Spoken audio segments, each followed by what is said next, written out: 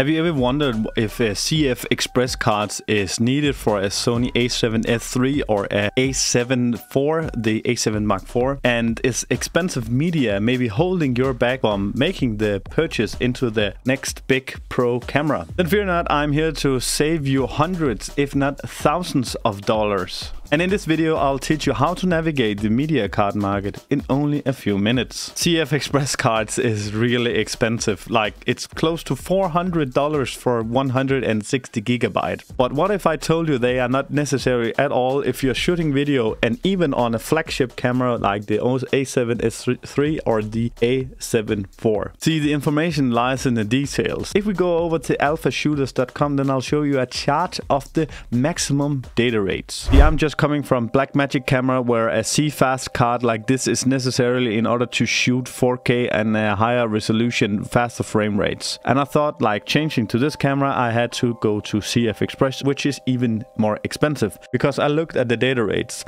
And I also looked at a lot of websites and a lot of YouTube reviews talking about this camera, the A7S III and the A7IV, and they are confusing the data numbers on this chart.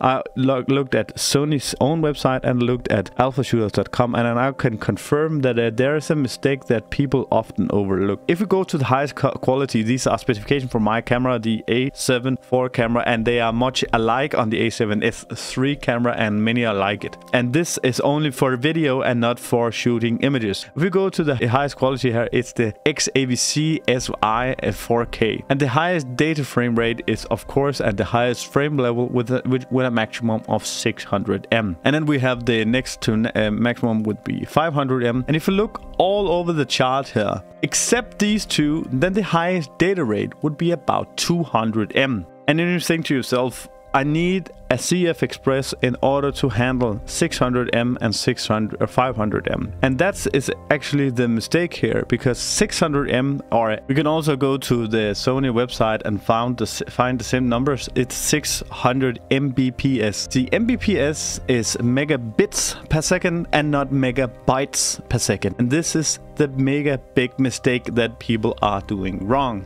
Megabytes and megabits is not the same. So in order to calculate how many megabytes per second you need, you have to divide this number by 8.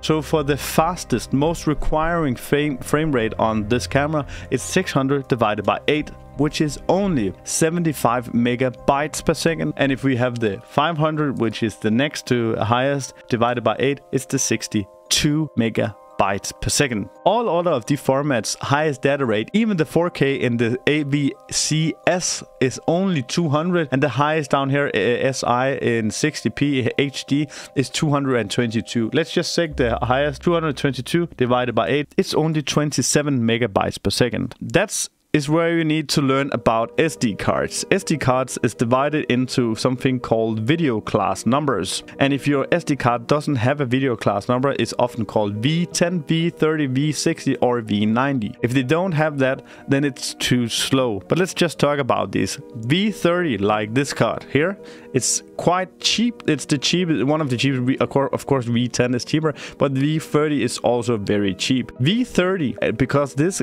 card is rated to sustain a write speed of 30 megabytes per second. A V60 card is rated to sustain 60 megabytes per second, and a V90 SD card is rated to sustain 90 megabytes per second. Going back here, the highest data rate here was 600 divided by 8 is 75. So if you have a V90 SD card, you are able to handle all the data rates coming out of this camera, and you will never need a CFexpress card. But actually, if you are not recording the highest quality here, if you just go down to next to highest, you can actually get by with a V30 card. And let's just go over to trusty old Amazon. I recommend you shop on a local store instead of Amazon. A V30 card like this one, it's $20.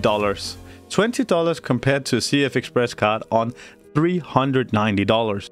I can't say I'd recommend go with a V30 card. I like to leave a little for the buffer, for the extra. I'm going to go for maybe Sony's own series UHS2 cards, 128 gigabytes for only $50 compared to CFexpress $390. And if you want like some cards to be able to shoot on the highest frame rate, the 60p on the A7S III, which is able to shoot 120, I don't think the data rate go over 600 megabits per second, but you could correct me in the comments if you know so. There you need a V90 card. But if you take a look at this, I just bought two of these Canvas React Plus UHS2 cards. They are able to do 90 megabytes per second sustained. Then you need to know that some cards are more reliable than others, and you need to see what people are saying about the card. I like Kingston. Kingston is one of my favorite brands. They have never failed me, so I'm going to buy Kingston. And I'm not the only one who noticed this. Take a look at Becky and Chris, what they have to say. We use the V90 cards because they are fast enough and they can take 4K video well. And we do have one CFexpress card that we bought initially thinking we would need it. There's something numbers on these we just need to talk about as well, because there is a number there down here says 300 megabytes and 300 megabytes per second and so on. That's where people tend to go wrong, because that's not the right speed. That is the peak write speed, or the peak read speed is all actually usually the read speed, the peak read speed that is on these cards, and not the sustained write speed that we need to look for to create video. If you learned something, or if I maybe saved you some money, please consider subscribing or maybe liking. And if I have one recommendation for you, it's to watch this video next. Thank you for watching.